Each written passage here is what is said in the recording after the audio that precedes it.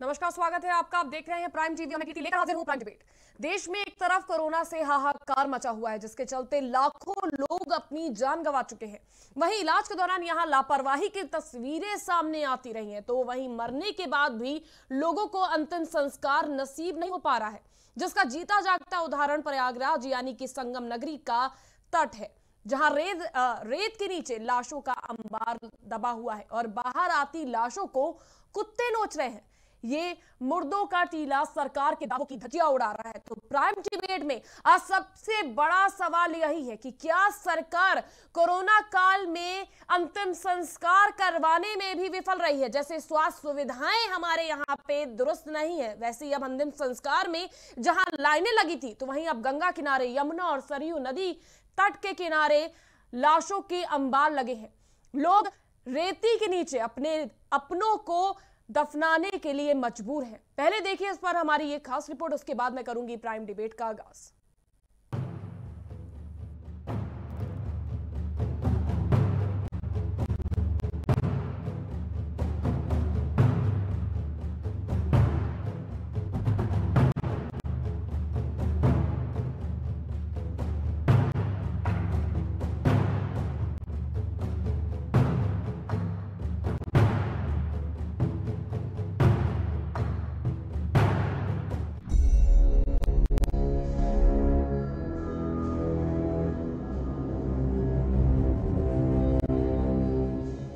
प्रदेश में गंगा नदी के किनारे शवों को दफनाने का सिलसिला जारी है।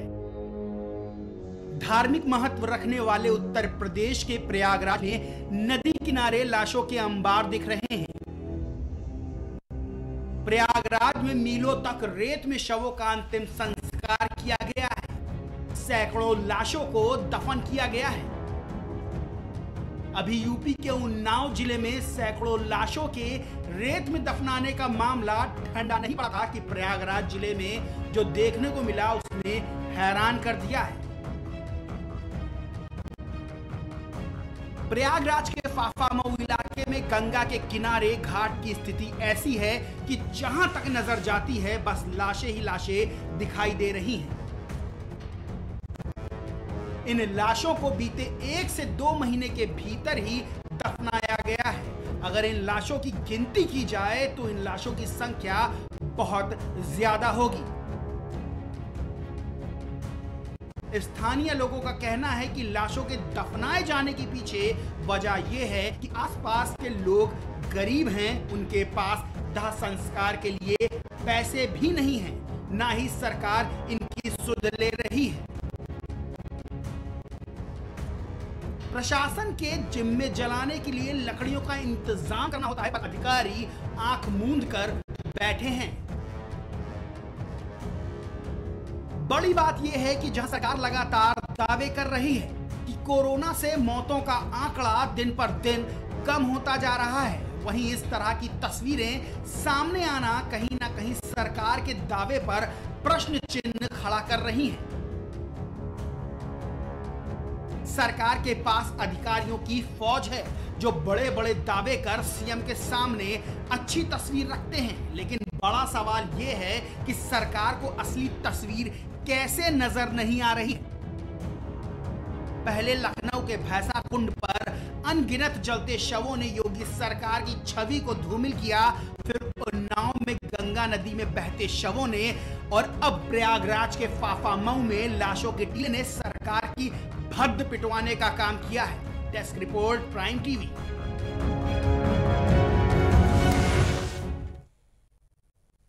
तो आपने तस्वीरों में भी देखा कि किस तरह से शवों की लंबी कतारें लगी हुई हैं और तस्वीरें इतनी दर्दनाक है कि बयां भी नहीं किया जा सकता। इनके अपनों का दर्द, जो जिन लोगों ने मुसीबत में अपने लोगों को इन रेती में दफनाया, उसके बावजूद ये तस्वीरें कहीं ना कहीं दिल दहला देने वाली हैं। जिस तरह से कुत्ते अब इन शवों को नोच रहे हैं और शवों को खा रहे हैं, तो ये कहीं ना कहीं बदहाल व्यवस्था को दर्शाता है कि किस तरह की व्यवस्था हम अपने प्रदेश को दे रहे हैं और क्या जो जनता यहाँ पर इतने वोटों के साथ, इतने बहुमतों के साथ एक सरकार को लेकर आती है, ये विश्वास जताती है कि कहीं ना कहीं हमारे वोट के जरिए सरकार हमारी चिंता करेगी और हमारे लिए वो कुछ ना कुछ करेगी। लेकिन जिस तरह की परिस्थितियां सामने आती है और जिस तरह की लगातार तस्वीरें सामने आ रही हैं, चाहे वो गंगा किनारे की हो, सरयू घाट की हो या फिर यमुना घाट किनारे की हो, लगातार ऐसी तस्वीरें चिंता बढ़ा रही हैं कि क्या ये शव कोरोना के बाद मृत्यु के हैं, और अगर ये उसके बाद के हैं तो इन शवों को रेती के नीचे दफनाने के लिए उनके परिजन क्यों मजबूर हैं? क्यों लकड़ियों के दाम इतने बढ़े हुए हैं? क्यों अंतिम संस्कार की व्यवस्था नहीं है? क्यों टेस्टिंग नहीं हो रही है? क्यों ट्रैकिंग नहीं की जा रही है? ग्रामीण इलाकों में हाल फिलहाल में जो स्थिति है, जो जिस तरह के प्राइमरी हेल्थ केयर सेंटर्स को देखा जाता है, वहां पर कहीं ना कहीं वेंटिलेटर धूल चाट रहे हैं, डॉक्टर्स की कमी है, लोग स्वास्थ्य विभाग को कोस रहे हैं, सरकार को कोस रहे हैं, लेकिन आखिर गलती जिसकी भी हो, परेशानी गांव वासियों को भुगतनी पड़ रही है। जहां शहर में कोरोना था, जहां पर स्वास्थ्य सुविधाएं थी, वहां पर जब लोगों ने दम तोड़ा उसके बाद अंतिम संस्कार के लिए लंबी कतारें लगी, तो वहीं ग्रामीण इलाकों की अगर हम बात करें तो लंबी कतारें तो छोड़िए, यहां रेती के नीचे लोग अपनों के शवों को दफनाने के लिए मजबूर है। और ये तस्वीरें बेहद चिंताजनक है। जिस तरह की ये तस्वीरें लगातार यहां की नहीं, बुलंदशहर से लेकर बलिया तक और नोएडा से लेकर प्रयागराज तक गंगा और यमुना के दोनों किनारे सरयू नदी का किनारा इस बात की गवाही, आर्थिक अभाव की वजह से असंख्यक लाशें गंगा की रेती पर पड़ी है, इस बात की गवाही दे रहा है कहीं ना कहीं कि इस व्यवस्था में बुरा हाल है, कहीं पर भी व्यवस्थाएं ठीक नहीं है। सरकार की कमियां साफ तौर पर इसके जरिए उजागर हो रही हैं कि क्यों लोग अपनों के अंतिम संस्कार नहीं कर पा रहे हैं। कई तरह के ऐसे वीडियोस भी सामने आते हैं जिसमें बेटियां रोती रहती हैं कि उनको उनके परिजनों के डेथ सर्टिफिकेट मिलने तक में इतनी परेशानियां झेलनी पड़ रही हैं। वहीं शहरों में लकड़ी खरीद ली गई तो गांव की तरफ अभाव पड़ गया है लकड़ियों का। अंतिम संस्कार के लिए जिस तरह से शहरों में कतारें लगी, लकड़ियां उपलब्ध कराई गई, लेकिन गांव में लकड़ियों का अभाव है, लोग अंतिम संस्कार तक नहीं कर पा रहे हैं। आप ये तस्वीरें भी देख सकते हैं। और क्या इन मृतकों की संख्या, जो मौतों के आंकड़े कोरोना से दर्शाए जा रहे हैं, क्या उसमें ये शामिल है? लगातार ये दर्शाया जा रहा है कि कहीं ना कहीं कोरोना के केसेस कम हो रहे हैं, लेकिन 5000 से ज्यादा लाशें संगवेर धाम घाट पर दफन है। ये बड़ी तादाद है, इसको हम दरकिनार नहीं कर सकते हैं। लगातार गांव में आज भी टेस्टिंग नहीं हो रही है, व्यवस्थाएं नहीं मिल पा रही हैं। जिस प्रदेश में जहां पर पैरासिटामोल जैसी छोटी दवाइयों तक के अभाव हो गए हैं, शहरों में रेमडेसिविर जैसे इंजेक्शन काला बाजारी की जा रही है इंजेक्शंस की, तो कहीं ना कहीं हम ये मान के चले कि गांव में तो लोगों को इन दवाइयों का कुछ भी नहीं मिलेगा। टेस्टिंग की बात की जाती है, हाईकोर्ट द्वारा फटकार लगाई जाती है। एक दिन में मात्र बिजनौर में टेस्टिंग की बात करें तो 524 एक दिन में टेस्टिंग हो रही थी, जिस पर हाईकोर्ट तक ने फटकार लगाई और हाईकोर्ट तक ने प्रदेश सरकार को यह तक कहा कि किस तरह से हम कोरोना से जंग में अपनी भागीदारी दे रहे हैं, क्या इस तरह से ग्रामीण इलाकों में टेस्टिंग होगी और क्या लोग इस तरह से कोरोना को मात दे पाएंगे। 2 महीने उसके बावजूद भी जो स्थिति है वो बेशक दिल दहला देने वाली तस्वीरें लगातार सामने आ रही है। जिस तरह से गंगा किनारे और यमुना किनारे जो शवों के अंबार लगे होते हैं, जिसको देखकर कहीं ना कहीं साथ ही साथ उन लोगों की चीखें क्या सरकार के कानों तक नहीं जा रही हैं, जिनके परिजनों ने अपने मां, बेटी, बहन, भाई, ना जाने कितने लोगों को खो दिया।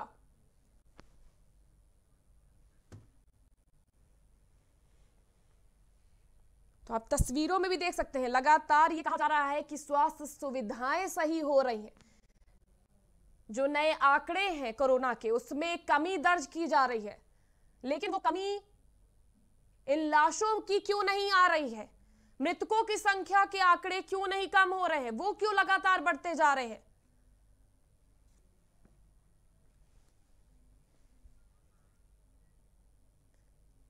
ट्रैकिंग टेस्टिंग पर जोर देने को लगातार कहा गया था, लेकिन किसी को शायद तक इस बात की सुध नहीं थी कि अगर ये कोरोना गांव की ओर बढ़ता है तो किस तरह की परेशानियों का हमें सामना करना पड़ेगा।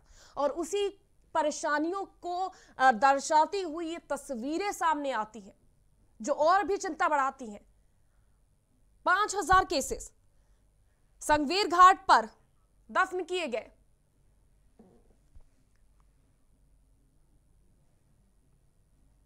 तो लगातार इस तरह की तस्वीरें आप देख सकते हैं कि कैसे शवों को रेती में दफनाया जा रहा है। तो इसी पर बड़ा सवाल आज का यही है कि क्या सरकार अभी भी कोरोना से जंग जीतने में सफल हो रही है, या हम क्या अब तैयार हैं? अभी भी हमारी तैयारियां जो ग्रामीण इलाकों के लिए है वो पूरी कर ली गई हैं। इसी पर आज हम चर्चा करेंगे और आज हमारे साथ जुड़ चुके हैं सपा नेता विवेक पांडे, साथ ही साथ हमारे साथ बीजेपी नेता केसी जैन जुड़े हैं। बहुत बहुत स्वागत है आप सभी का। केसी जैन जी, सबसे पहला सवाल आप ही से मैं करना चाहूंगी। जिस तरह की लगातार तस्वीरें सामने आ रही हैं बहुत पीड़ा देने वाली है, लेकिन क्या आपको नहीं लगता है कि 2 महीने हो गए हैं, 2 महीने में भी आपकी सरकार जो गंगा किनारे लाशें मिल रही हैं उनके आंकड़ों को कम करने के लिए विफल साबित हो रही है कहीं ना कहीं? हेलो जी केसी जैन जी, आपको आवाज आ रही है? देखिए जी मिल रही है आवाज। इसके पहली बात तो ये है कि माननीय योगी आदित्यनाथ जी लगातार जो कोरोना की इस महामारी है इससे निपटने के लिए तैयारियों में लगातार जुटे। मैं ये नहीं कह रहा हूँ कि तैयारी पूर्ण हो गई है, क्योंकि ये कोरोना ऐसी महामारी है कि इसके अंतिम दिन तक जब ये कोरोना की महामारी समाप्त हो जाएगी तब तक हमारी तैयारियां इससे लड़ने के लिए लगातार जारी रहेंगी और व्यवस्थाओं को और अधिक सुदृढ़ करने के लिए सरकार संकल्पबद्ध है, उसके लिए लगातार कार्य कर रही है। रही बात ये जो आपका मुख्य आज का विषय है जिस पे आपने सवाल किया कि गंगा में लाशें कहाँ से आई, यमुना में लाशें कहाँ से आई। देखिए, भारतीय परंपरा जो रही है, खास करके हिंदू समाज की जो परंपरा रही है, वो माँ गंगा को अंतिम रूप से जब शवों को परिवार द्वारा समर्पित किया जाता है और इस तरीके से जब अंत्येष्टि की जाती है तो माना जाता है कि व्यक्ति को मोक्ष की प्राप्ति हो जाएगी। और ये विचारधारा एक ऐसी विचारधारा है जो एक हिंदू जनमानस के अंदर विद्यमान है। ऐसे में हर व्यक्ति ये चाहता है कि उसका अंतिम संस्कार या तो गंगा के किनारे हो या माँ गंगा को उसका तो केसी जैन जी, ये मोक्ष की प्राप्ति है, माफ कीजिएगा, लेकिन केसी जैन जी, ये मोक्ष की प्राप्ति आप कहेंगे या फिर लकड़ियों का अभाव कहेंगे या पैसों का अभाव कहेंगे? ग्रामीण क्षेत्रों में जो लोग सक्षम ही नहीं है अपनों के शवों के अंतिम संस्कार करने के लिए, ये स्थिति आ गई है। लोगों के अपनी चीजों को बेचना पड़ रहा है, शायद तक उनको इस मुसीबत से गुजरना पड़ रहा है जब हम ग्राउंड पर उतर के सच्चाई जानते हैं। कीर्ति जी, देखिए, वो कोरोना काल हो या बिना कोरोना काल के हो, जिसके घर में अभाव है वो तो अभाव की वजह से उसकी वहां समस्याएं हैं, वो अलग बात है। लेकिन सरकार ने इस कोरोना काल में जो लोग अंतिम संस्कार नहीं कर पा रहे हैं उनके लिए ग्रामीण स्तर पे 5000 रुपए की व्यवस्था पहले से कर रखी। दूसरी बात यह है कि अभी हमारा समाज इतना संवेदनहीन नहीं हुआ है कि व्यक्ति को अंतिम संस्कार न करके डेड बॉडीज को इधर उधर ऐसे फेंकना पड़े। अभी हमारा समाज, भारत देश का समाज अभी इतना कठोर नहीं हुआ है। अगर कहीं पे इस तरीके की दिक्कतें आती भी हैं तो आस पड़ोस के लोग, समाज के लोग आगे बढ़ करके और तमाम सारी समाज सेवी संस्थाएं भी इसमें लगी हुई हैं जो कि इस तरीके से अंतिम समय में अंतिम संस्कार। लेकिन केसी जैन जी, जो तस्वीरें सामने आ रही हैं वो इसी बात को दर्शा रही है कहीं ना कहीं अब वो समय भी आ गया है कि लोग अपने के शवों का अंतिम संस्कार नहीं कर पा रहे। इसी वजह से गंगा नदी किनारे और जो सरयू नदी घाट पर हम लोग ने कई शव देखे पानी में तैरते हुए।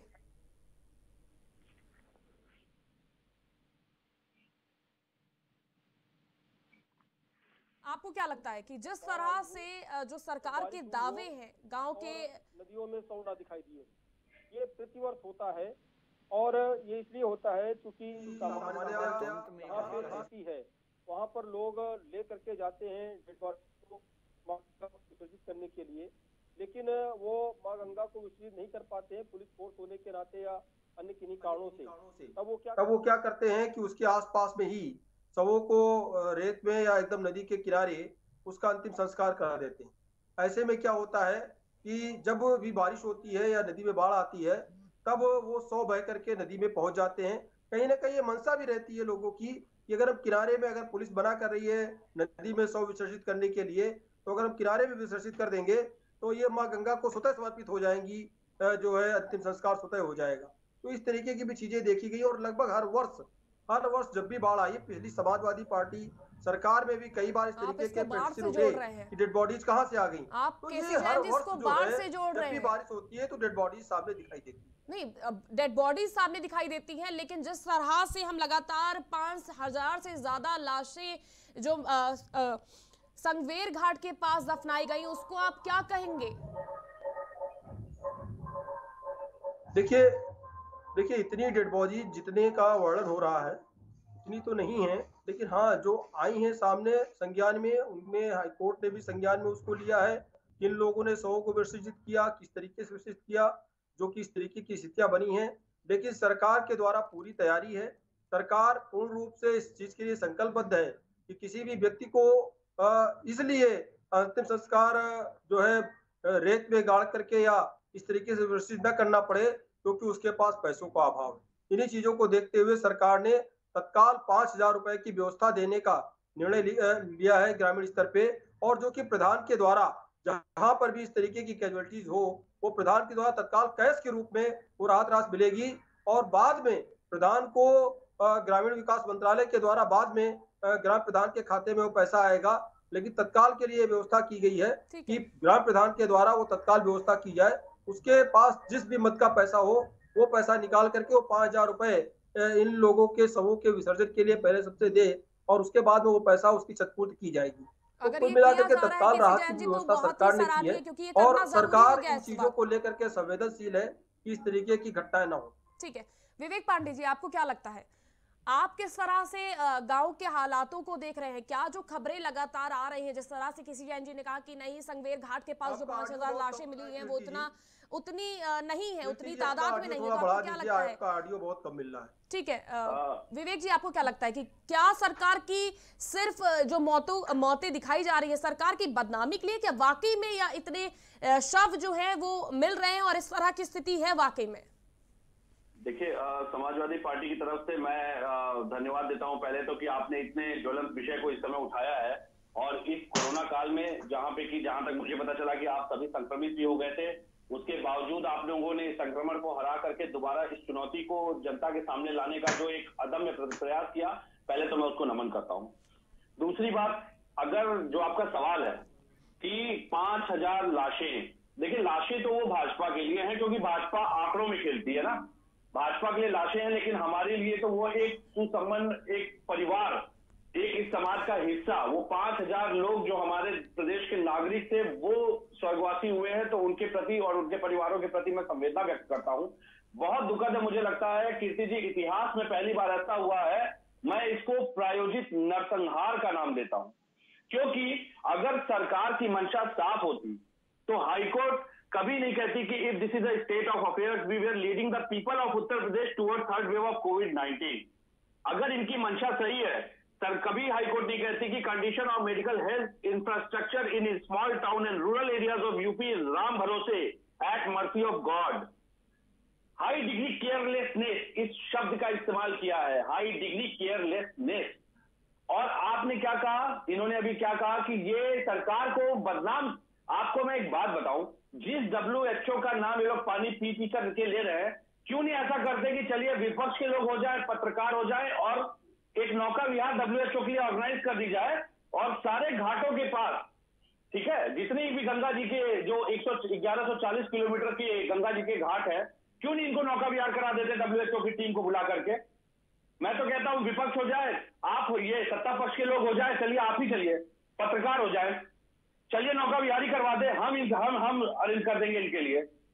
इतनी गैर नैतिकता और गैर जिम्मेदाराना वक्तव्य, और वो भी ऐसे समय में, ये नहीं स्वीकार करेंगे, आप इस बात को मानिए, ये नहीं स्वीकार करेंगे कि ये मौतें जो हैं, ये मौतें वास्तव में इनके गैर जिम्मेदाराना रवैये की वजह से, बंगाल के चुनावों को प्रभावित करने की वजह से, आसाम के चुनावों में संलिप्त रहने की वजह से, और सरकार बनाने की मंशा की नीयत से जो इन्होंने संस्थाओं के, विशेषज्ञों के चेतावनी को, सुझाव को दरकिनार किया, आज उसका खामियाजा पूरा देश भुगत रहा है। आप उत्तर प्रदेश की बात कर रहे हैं। उत्तर प्रदेश में अगर ये खबर झूठी है तो ये पत्रकार झूठ चला रहे हैं क्या? ये मीडिया झूठ चला रही है? ये जो लाशें दिखाई दे रही हैं, कुत्ते नोच रहे हैं, ये लाशें, ये क्या, ये जो दृश्य आ रहा है, ये दृश्य क्या पाकिस्तान का है, किसी और देश का है? मतलब आप अपने ही, आपके प्रदेश के लोग मर रहे हैं और आप बता रहे हैं कि मोक्ष प्राप्त होता है। मतलब कितना गैर जिम्मेदाराना रवैया है ये। मानवता की आपने मतलब सीमा लांघ दी, अमानवीय एकदम इनका चरित्र होता जा रहा है। केसी जैन जी, आपको आवाज आ रही होगी कि किस तरह से विवेक जी ने कहा कि कहीं ना कहीं ये चिंता की बात है, जिस तरह से उन्होंने घोर निंदा की है। क्या कहना है आपका, क्या लगता है? रूरल और अर्बन एरिया को आप कहीं ना कहीं अलग दर्शाने की कोशिश कर रहे हैं, क्योंकि अर्बन एरिया में हमें नहीं दिख रहा है कि किस तरह से, जैसे कि लाशों के लंबे कतारें हमने देखी, क्या अब रूरल एरिया में भी हम वही दृश्य देख रहे हैं और दोबारा से वही स्थिति आ गई है? 2 महीने होने के बावजूद भी परिस्थितियों को सामान्य क्यों नहीं किया गया? देखिए कीर्ति जी, पहली बात तो ये है कि ये महामारी केवल उत्तर प्रदेश में नहीं, ये महामारी पूरे विश्व में है।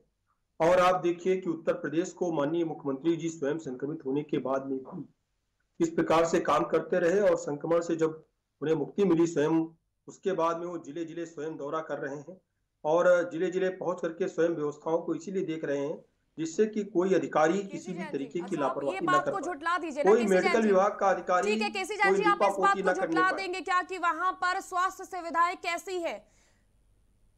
ग्रामीण इलाकों में वेंटिलेटर धूल चाट रहे हैं, क्या आप इस बात को झुठला देंगे? डॉक्टर्स का अभाव है ग्रामीण इलाकों में, क्या आप इस बात को झुठला देंगे?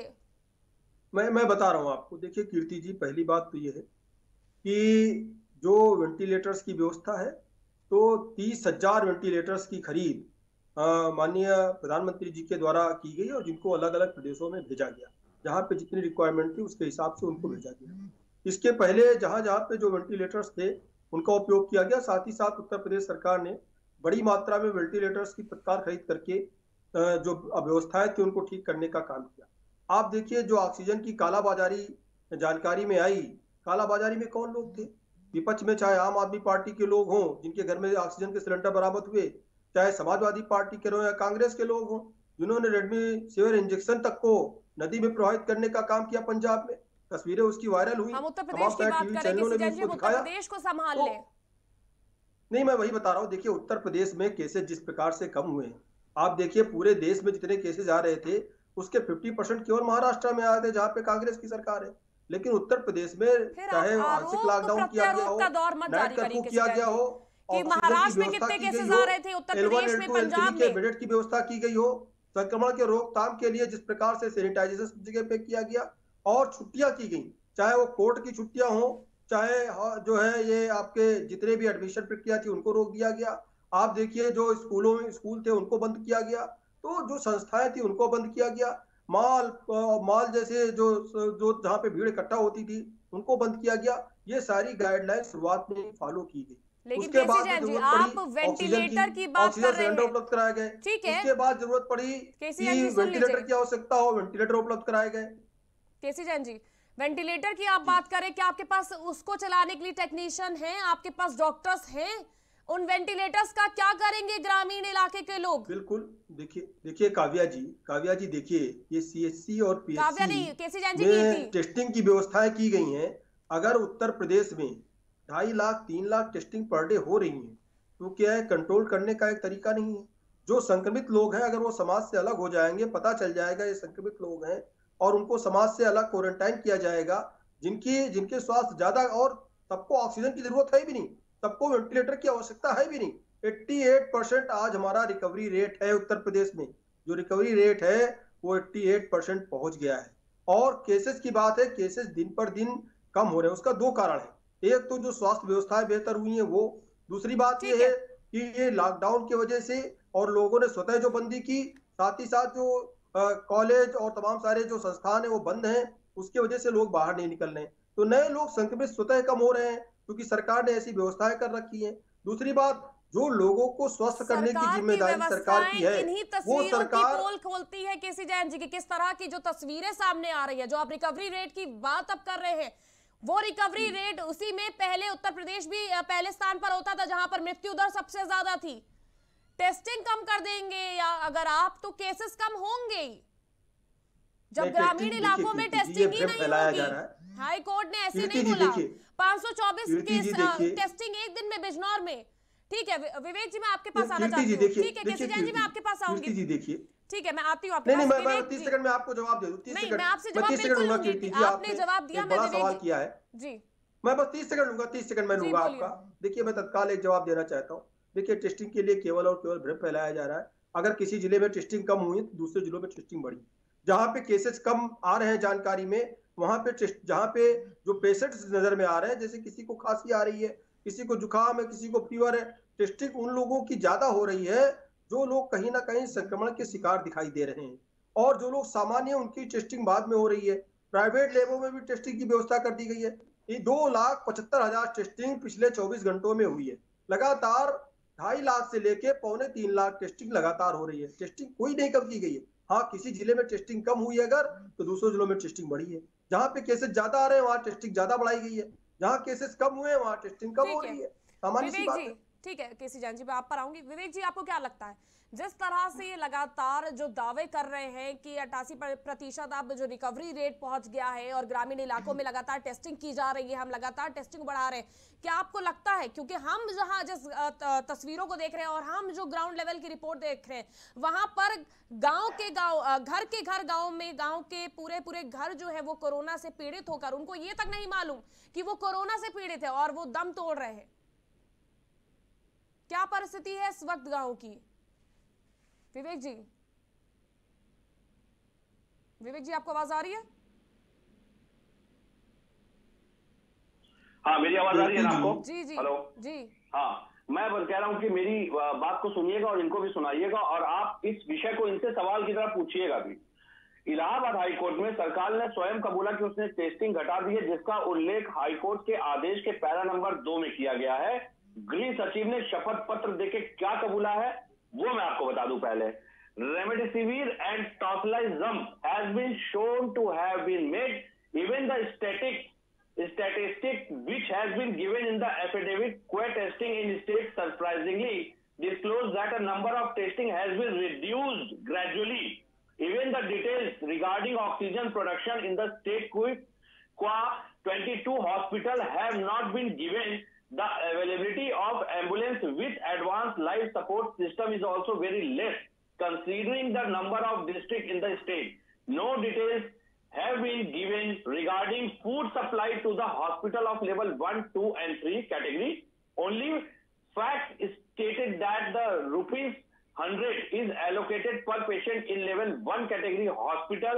It is well known fact that the COVID patient need highly nutritious food. इसमें भी ये कह रहे हैं कि 100 रुपए में 3 समय ये प्रोटीन युक्त आहार देंगे, जो कि किसी के भी मुझे लगता है कि हजम होने के बाहर की बात है। पहली चीज।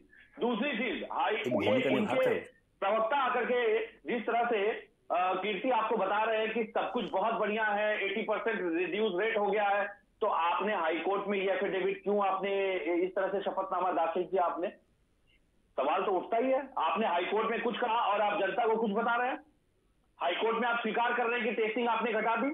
हाईकोर्ट में आपने स्वीकार किया कि आप सुविधाएं देने में आप असमर्थ हैं, और यहाँ पे आकर के आप टीवी पे डिबेट में बताते हैं कि भाई नहीं, सब कुछ सारी व्यवस्थाएं उम्दा है, सड़क पे जो भी दिखाई दे रहा है सब झूठा है। लेकिन जिस तरह से ये अव्यवस्थाएं सामने आ रही है, आपको क्या लगता है कहाँ चूक रह जा रही है? क्योंकि लगातार सरकार ये दावे कर रही है कि अब जो कोरोना के केसेस हैं वो भी कहीं ना कहीं घट रहे हैं, केसेस कम हो रहे हैं, तो कहाँ अव्यवस्थाएं कहाँ है, कमी कहाँ ज्यादा दर्ज हो रही है? कीर्ति जी, मैं आपको बताऊं, ये सरकार पूरी तरह से केवल और केवल इस नरसंहार की जिम्मेदारी से बचने के लिए आंकड़ों की हेराफेरी पहले दिन से कर रही है। आपको वो कानपुर का प्रकरण याद होगा, जब जिम्मेदारी से इनके नोडल अफसर ने वहां पे 13 के आंकड़े दिए थे और शमशान गृह पे जो टोकन चल रहा था वही 100 से ऊपर था, और मीडिया ने किस तरीके से फजीयत की थी वो भी आप बखूबी जानती हैं। मैं उस इतिहास के बार बार बातों को, वृत्तांत को दोहरा करके इनको इनका सत्य का आईना नहीं दिखाऊंगा, क्योंकि आप मान लीजिए इस समय उत्तर प्रदेश एक गैर जिम्मेदार व्यवस्था का शिकार है, और ये सरकार और ये व्यवस्था पूरी तरह से उत्तर प्रदेश के तंत्र को फेल करने में सहभागी है, क्योंकि जब विशेषज्ञ चेतावनी दे रहे थे, जब विशेषज्ञ इनको सलाह दे रहे थे, जब विशेषज्ञ इनको दूसरी लहर के लिए चेतावनी दे रहे थे, उस समय ये सारी बातों को दरकिनार करके केवल और केवल बंगाल के चुनाव में लगे हुए। ठीक है।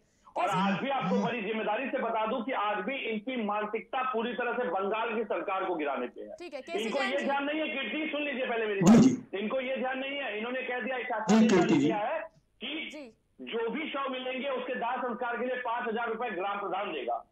इतनी गैर जिम्मेदार, इतनी अनुभवहीन सरकार है। आप स्वयं सोचिए, कई ग्राम प्रधानों को तो अभी तक शपथ ही नहीं दिलाई गई। किस आधार पे आपने ये वक्तव्य दे दिया कि 5,000 रुपए ग्राम प्रधान देगा? कहां से लाएगा वो 5,000 रुपए देने के लिए? और आधिकारिक रूप से जब उसकी अथॉरिटी नहीं है तो वो 5,000 रुपए किस आधार पे देगा सरकार का पैसा ले जाकर के आम आदमियों को? ठीक है। केसी जान जी, क्या विवेक जी साफ तौर पर कह रहे हैं कि प्रधानों के पास उन अंतिम संस्कारों के लिए 5,000 रुपए कहां से आएंगे? साथ ही साथ मेरा भी ये आपसे सवाल है कि जिस तरह से केसी जैन जी लगातार केसेस घटने की जो ये आप दिखा रहे हैं, आंकड़ों में जिस तरह से दर्शाए जा रहे हैं कि केसेस घट रहे हैं, लेकिन ग्रामीण इलाकों की स्थिति बदहाल है। आपने ललितपुर की बेटी का वीडियो तो सुना ही होगा, क्या उसके रोने की चीख आपका दिल नहीं दहलाती है कि किस तरह से डेथ सर्टिफिकेट लेने में मिलने में इतनी देरी आ रही है? ये सब किसकी लापरवाही है? कीर्ति जी देखिए कीर्ति जी, उत्तर प्रदेश एक बड़ा प्रदेश है और जिसकी लगभग 24 करोड़ आबादी है। ऐसे में अगर एक दो जगहों पे जो घटनाएं सामने आती हैं, बिल्कुल वो भी शर्मसार करने वाली हैं। उनके प्रति भी हमारी संवेदना है और उन अधिकारियों के खिलाफ तत्काल कार्रवाई की जा रही है, एक्शन लिया जा रहा है जो अधिकारी इस तरीके की लापरवाही कर रहे हैं। माननीय मुख्यमंत्री जी योगी आदित्यनाथ जी जगह जगह जो दौरा कर रहे हैं उसका सबसे बड़ा कारण यही है, जबकि उनको भी पूर्ण रूप से संक्रमित होने का पूर्ण खतरा बना हुआ है, क्योंकि संक्रमितों के बीच में जाना, हॉस्पिटल्स में जाना, लगातार हर चीज की मॉनिटरिंग करना, चीजों को देखना। और माननीय योगी आदित्यनाथ जी 2 बार पहले से संक्रमित हो चुके हैं, उसके बाद में भी लगातार काम कर रहे हैं। वही नहीं काम कर रहे हैं, पूरी टीम काम कर रही है। साथ ही साथ जो नोडल अधिकारी बनाए गए हैं, जो ब्लॉक स्तर पे नोडल अधिकारी बनाए गए हैं, वो भी चीजों पे निगरानी कर रहे हैं। और अगर कहीं पे इस तरीके की केसेस आते हैं, आपने जो सवाल किया गाँव में व्यवस्था नहीं है, लेकिन गाँव में तहसीलें तो हैं, गाँव में ब्लॉक तो हैं और CHC PHC तो हैं जो जिले स्तर पे हैं। तो एम्बुलेंस से उन लोगों को जिले स्तर पे भर्ती कराने की व्यवस्था की गई। जिले के अंदर जिस जिले की घटना है, बलरामपुर, सीतापुर, हरदोई, देवरिया, बस्ती, वो वहीं की वहीं पेशेंट ठीक हो जाए, इसकी व्यवस्थाएं की गई। साथ ही साथ अगर किसी पेशेंट की ज्यादा तबीयत खराब है और उसको वेंटिलेटर और ऑक्सीजन की आवश्यकता है तो उसको बड़े हॉस्पिटलों में ट्रांसफर करने की भी व्यवस्था की गई है और एम्बुलेंस से लेकर सारी चिकित्सा व्यवस्था निःशुल्क की गई। केसी जैन जी, 25 करोड़ की आबादी है, आप ये बात जानते हैं। 2/3 आबादी हमारी ग्रामीण इलाकों की है, तो आपने उनकी व्यवस्थाओं को सुनिश्चित क्यों नहीं किया था समय रहते, जिस पर अभी चर्चा हो रही है, जिस पर लाशों के अंबार अब लग रहे हैं, वो पहले से सुनिश्चित क्यों नहीं किए गए थे कि ये गांव में भी जा सकता है कोरोना का कहर? देखिए कीर्ति जी देखिए, यही सरकार लगातार जब जागरूक कर रही थी और खास करके जो कॉलर ट्यून अमिताभ बच्चन की आवाज में कॉलर ट्यून थी कि आप जागरूक रहिए, अभी कोरोना गया नहीं है, तो उसको लेकर के लोग हाई कोर्ट, सुप्रीम कोर्ट गए। उस पे तमाम सारी सोशल मीडिया पे बयानबाजी हुई कि ये तो 30 सेकंड, ये तो 10 सेकंड तक चलता है, 10 सेकंड में किसी व्यक्ति की जान जा सकती है। अगर सरकार जागरूक करने का काम करती है तो उस पर भी आपत्ति। और अगर सरकार जब लगातार काम कर रही, सरकार लगातार जागरूक कर रही थी, तो कहा कोरोना ही नहीं। कई सारे समाजवादी पार्टी के, मैं बताऊं कीर्ति जी मुझे समय दीजिए प्लीज, मैं 1 मिनट का समय मुझे दीजिए। बिल्कुल आपको पूरा समय दे रही हूं केसी जैन जी, लेकिन सरकार को भी सतर्क होने की जरूरत थी जब सेकेंड वेव की चेतावनी लगातार दी जा रही थी और ये भी कहा जा रहा था साथ ही साथ कि अगर ये संक्रमण गांव में जाता है तो बहुत मुसीबत आ सकती है, क्योंकि वहां पर लोग लाइलाज मर रहे हैं। ये स्थिति है इस वक्त की, ये सच्चाई है इस वक्त की। कीर्ति जी देखिए आपका सवाल जायज है, लेकिन मैं आपको इसका स्पष्टीकरण दे दूं। देखिए आज के समय में हर व्यक्ति इतना जागरूक है कि अगर किसी व्यक्ति का दम घुट रहा है, किसी को श्वास लेने में प्रॉब्लम हो रही है और इसका इन्फेक्शन सबसे मेन हार्ट पे और लंग्स पे हो रहा है, ऐसी स्थिति में व्यक्ति के परिवार के लोग और व्यक्ति स्वयं इस चीज को लेकर जागरूक है कि ऐसा तो नहीं कि उसको कहीं पे कोरोना जैसी बीमारी ने उसको अपने संक्रमण ने अपने चपेट ले लिया हो। ऐसे में अगर वो किसी चिकित्सक के पास जाता, चिकित्सक प्राइवेट चिकित्सक के पास भी जाता है ग्रामीण स्तर के चिकित्सक के पास भी जाता है या सरकारी हॉस्पिटल जाता है, तब तत्काल उसका सबसे पहले कोरोना टेस्ट होता है और कोरोना टेस्ट होकर के अगर जो ही रिपोर्ट पॉजिटिव आती है उसको तत्काल भर्ती कराया जाता है। तो ग्रामीण स्तर पे जो नोडल अधिकारी तहसील स्तर पे, ब्लॉक स्तर पे नियुक्त किए गए हैं, उनका यही काम है कि इन सारी चीजों पर नजर रखना। और उन चिकित्सकों को भी जागरूक किया गया है कि अगर किसी भी व्यक्ति में इस तरीके के लक्षण दिखाई दे तो सबसे पहले उसका ट्रीटमेंट, कोरोना का जो ट्रीटमेंट है जिससे उसकी जान बच सके, उसका आप शुरुआती लक्षण देखते हुए उसकी चिकित्सा शुरू कर दी जाए। आपके ही चैनल पे और कई सारे चैनलों में जो डॉक्टर्स बैठे साथ में, आपके साथ भी कई डॉक्टरों के साथ हम बैठे हैं चैनल पे, तो उन्होंने भी ये जागरूक किया कि अगर कोरोना के लक्षण हैं तो प्राथमिक प्रिकॉशंस आप ले सकते हैं, प्राथमिक ट्रीटमेंट आप ले सकते हैं।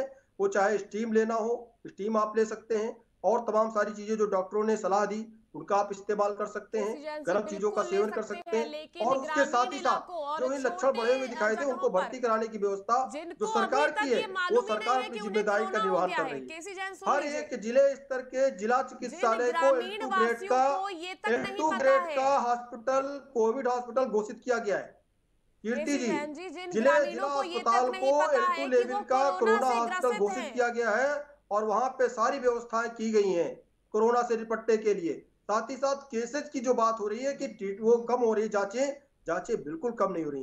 कल भी 2,70,000 जांचें 24 घंटे के अंदर की गई और लगभग 15,000 केसेज आए पिछले 24 घंटों में, और जहां उसकी अपेक्षा 20,000 पेशेंट ठीक होकर के अपने घर गए। तो अगर प्रतिदिन जो पेशेंट देखिए ये कोरोना का पहले से रहा 15 से 20 दिन में रिकवरी हो जाती है, एकदम ठीक हो जाता है पेशेंट अगर उसको शुरुआत में ट्रीटमेंट मिल जाए। अगर ये जो जानकारियां हैं ये आपके अधिकारी आपको देते हैं, देखिए सुन लीजिए, ये जो जानकारियां हैं ये आपके अधिकारी आप तक पहुंचाते हैं जिसको आप इस वक्त बोल रहे हैं। लेकिन अगर आप गांव में जाएंगे और वहां की स्थिति का जायजा खुद लेंगे तो आपको इस वक्त की परिस्थिति और सच्चाई का पता चलेगा कि वहां पर लोग लाइलाज मर रहे हैं, वेंटिलेटर धूल चाट रहे हैं, अपने पूरे परिवार लोग खो रहे हैं, हर व्यक्ति को अंतिम संस्कार के लिए पैसे नहीं है। हर व्यक्ति को वेंटिलेटर की आवश्यकता नहीं है, आप भी जानते हैं, हर व्यक्ति को नहीं है, लेकिन जिन व्यक्तियों को है उनको मिल नहीं रहा है, ये भी सच्चाई है। अगर शुरुआती लक्षण देखते हुए उसका ट्रीटमेंट कर लिया जाए तो उसको वेंटिलेटर पे जाने की आवश्यकता नहीं है। ये आप सुनिश्चित नहीं करेंगे किसी जैन जी कि अगर वो इलाज कर ले तो वो नहीं जा सकते हैं वेंटिलेटर पर। जिन्होंने अपना कोविड पीरियड खत्म किया पूरा नेगेटिव रिपोर्ट आने के बावजूद उनको वेंटिलेटर की जरूरत पड़ी है।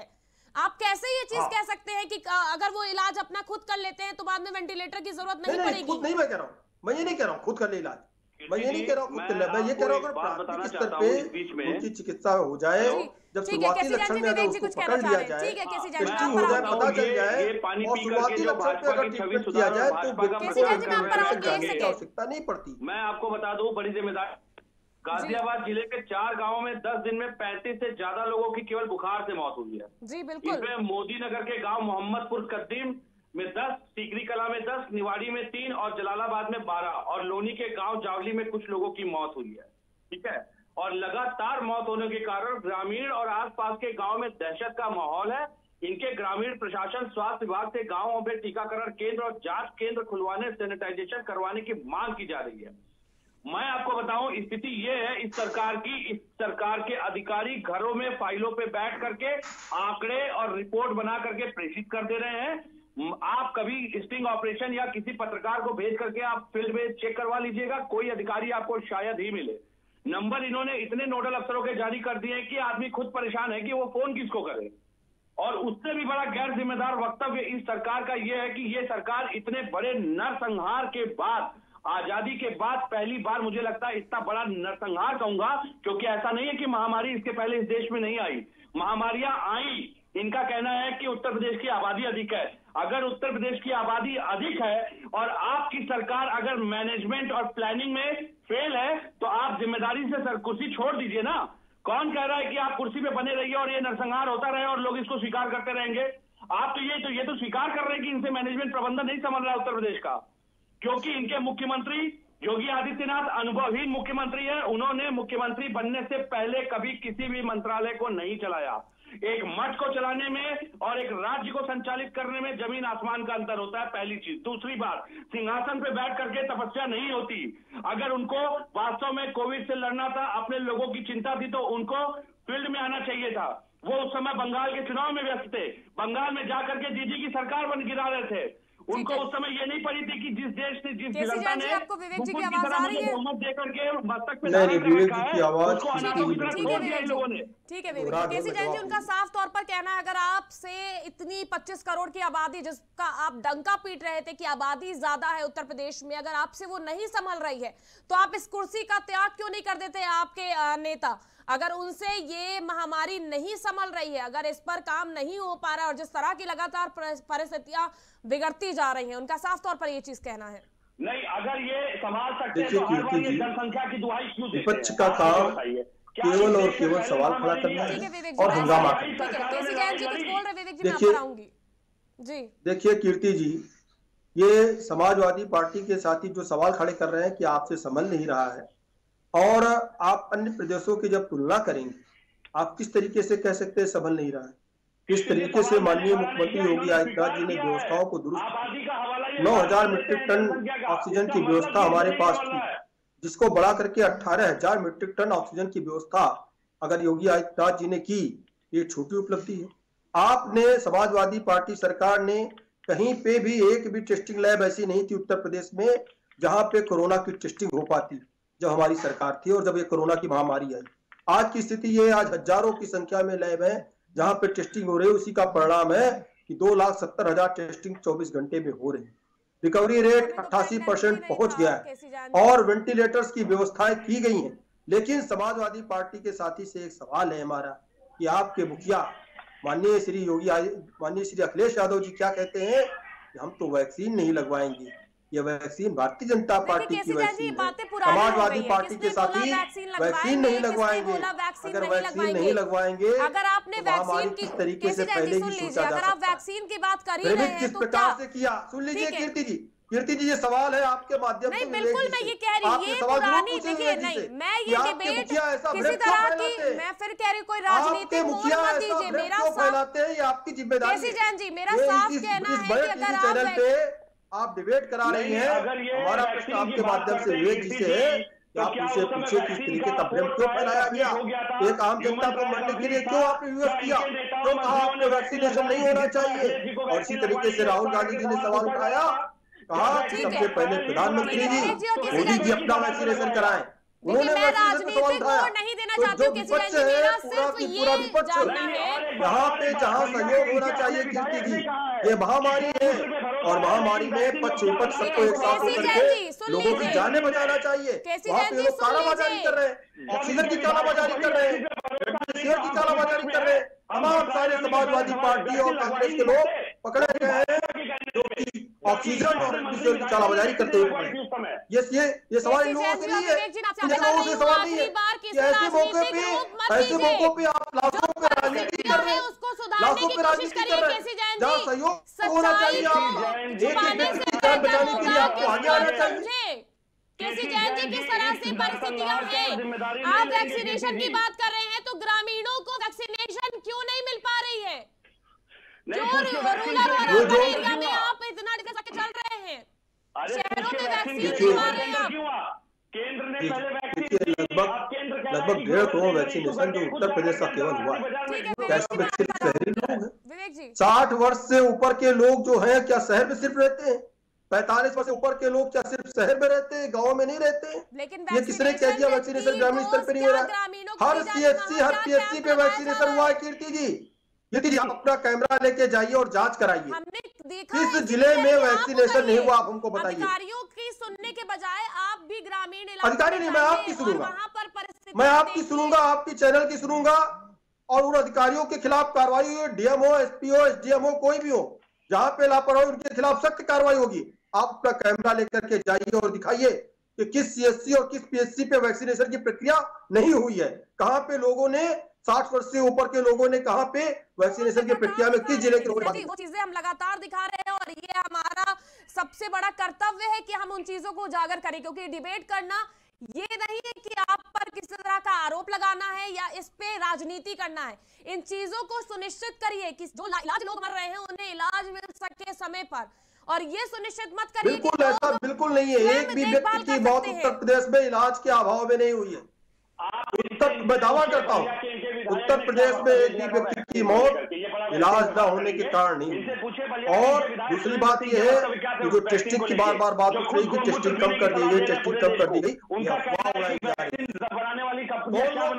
अपना टेस्टिंग कराने और टेस्टिंग नहीं, और अगर सरकारी लैब में टेस्टिंग नहीं हो रही है प्राइवेट लैब में आप टेस्टिंग करा सकते हैं। विवेक, क्या लगता है? ठीक है केसी जैन जी, और विवेक जिनके पांडे लक्षण जी, नहीं है, मेरा सवाल विवेक जी से है केसी जैन जी, उनकी अगर टेस्टिंग होने लगेगी, जिनको लक्षण दिखाई दे रहे हैं उनकी टेस्टिंग कब होगी? आपकी बात मैंने सुन ली केसी जैन जी। विवेक जी, आपको क्या लगता है जिस तरह की परिस्थिति पैदा हो रही है और जिस तरह से आने वाला समय और खतरनाक होगा, 6 साल से लेके 15 साल तक के बच्चों के लिए अलर्ट जारी कर दिया गया कि कोरोना उनके लिए बहुत घातक होने वाला है, तो उसको लेकर आपको क्या लगता है कि किस तरह के कदम उठाने चाहिए और आप क्या एडवाइस देना चाहते हैं हमारी जनता को कि वो किस तरह से अपना बचाव कर सके?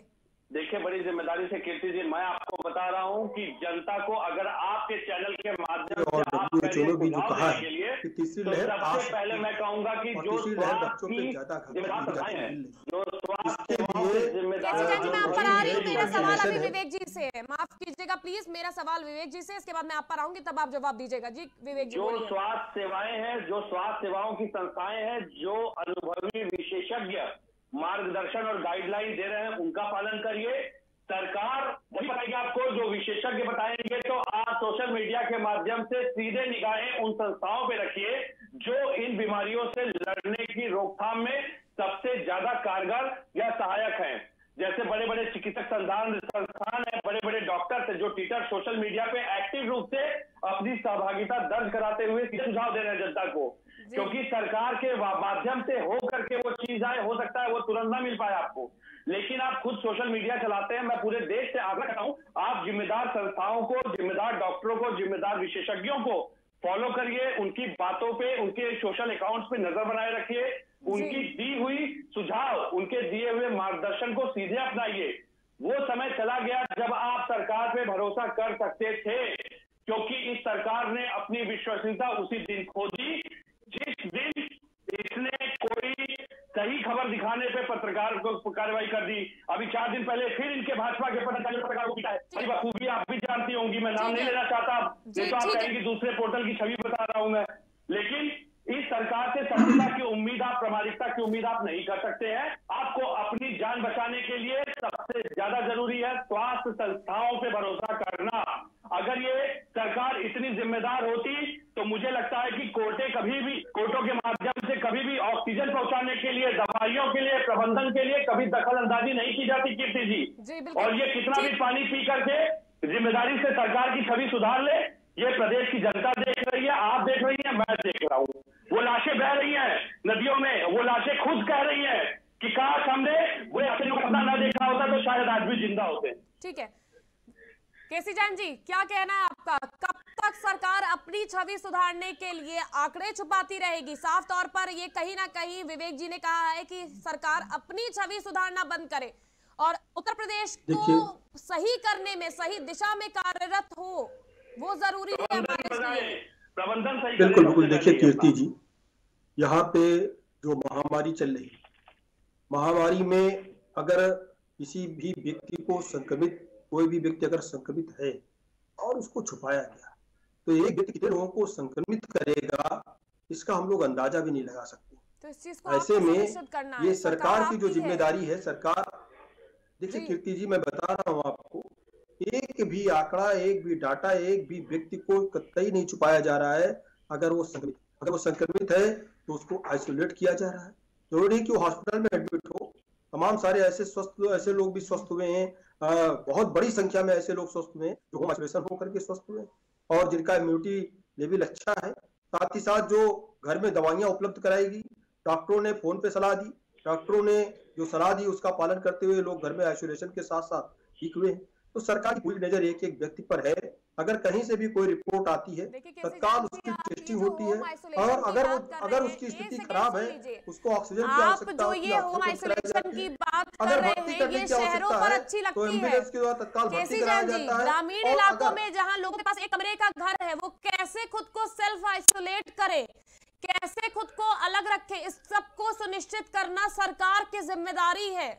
बिल्कुल बिल्कुल। देखिए कीर्ति जी उन लोगों के लिए, उन लोगों को बिल्कुल एम्बुलेंस से हॉस्पिटल में ले जा करके वहां पे उनकी चिकित्सा हो रही है। जो लोग इस तरीके की जहां परिस्थितियां हैं, बिल्कुल आप सही कह रही हैं कि अगर ग्रामीण स्तर में व्यक्ति हैं तो तमाम सारे लोग हैं जिनके घर में एक ही कमरा है, 2 कमरा है, या जो लोग इस तरीके से अपने आप को अलग नहीं कर सकते हैं और उनको ट्रीटमेंट की आवश्यकता है, तो उनको ले जाकर के भर्ती कराया जा रहा है, सीएचसी में, पीएचसी में उनको भर्ती कराया जा रहा है, एम्बुलेंस से उनको ले जाया जा रहा है।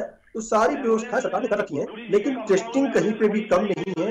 2,75,000 औसत टेस्टिंग अभी तक हो रही है और इसी का परिणाम है कि आज अगर 20,000 लोग स्वस्थ हो रहे हैं, अगर 10,000 लोग संक्रमित हो रहे हैं, तो 20,000 लोग पर डे स्वस्थ भी हो रहे हैं। इसी की वजह से रिकवरी रेट हमारा 88% प्लस हो गया। आपसे एक आखिरी बात यही कहूंगी कि अधिकारियों की ना सुनते हुए आप खुद ग्राउंड लेवल पर उतरिए और जो हालात हम देख रहे हैं, जो चश्मा हम लगा के देख रहे हैं, उस चश्मे को खुद लगा के भी देखिए कि गांव के हालात क्या है। बहुत बहुत शुक्रिया केसी जैन जी और विवेक पांडे हमारे साथ जुड़ने के लिए इस प्राइम डिबेट में। तो जिस तरह से हालात लगातार सामने आ रहे हैं, जिस तरह की परिस्थितियां लगातार देख रहे हैं, जहां पर होम आइसोलेशन की बात की जा रही है, तो आप ये इसको सोचिए कि जिस गांव के लोगों के पास एक कमरे का घर है, वो अपने लोगों को कैसे आइसोलेट करेंगे, जहां पर वेंटिलेटर धूल चाट रहे हैं, जहां पर टेक्नीशियंस की कमी है, डॉक्टर्स की कमी है, वहां पर लोग लाइलाज मर रहे हैं। इन परिस्थितियों को सुधारने के सिर्फ जिम्मेदारी सरकार की है, इसके साथ ही आपकी भी यह जिम्मेदारी बनती है कि अगर आप खुद को देख रहे हैं कि आपके अंदर किसी प्रकार का कोई संक्रमण है, तो आप अपनों को बचाने के लिए मास्क पहनिए और संक्रमित व्यक्ति से दूर रहिए, और साथ ही साथ गांव वासियों के लिए भी शहर वालों से जो मदद बनती है आप वो करिए, क्योंकि सरकार अपने दम पर जो कार्य कर रही है वो कर रही है, लेकिन हमारा भी एक कर्तव्य बनता है कि कहीं ना कहीं हम भी ग्रामीणों के लिए और गांव वासियों के लिए, क्योंकि वो भी हमारे भाई बहन हमारे देश का हिस्सा है, तो उन्हें भी कोरोना से बचाने के लिए हमसे जो बन पड़ता है हमें वो करना चाहिए। और सरकार से भी मैं अपील करती हूं कि वो भी सही समझे और सही कर्तव्य करे और सही कदम उठाते हुए ग्रामीणों को बचाए, क्योंकि इस समय परिस्थिति दिन पर दिन बिगड़ती जा रही है और लगातार ये परिस्थिति खराब होती जाएगी। फिलहाल के लिए बस इतना ही। हम फिर हाजिर होंगे देश और दुनिया की तमाम खास खबरों के साथ। आप कहीं मत जाइएगा, देखते रहिए प्राइम डिबेट।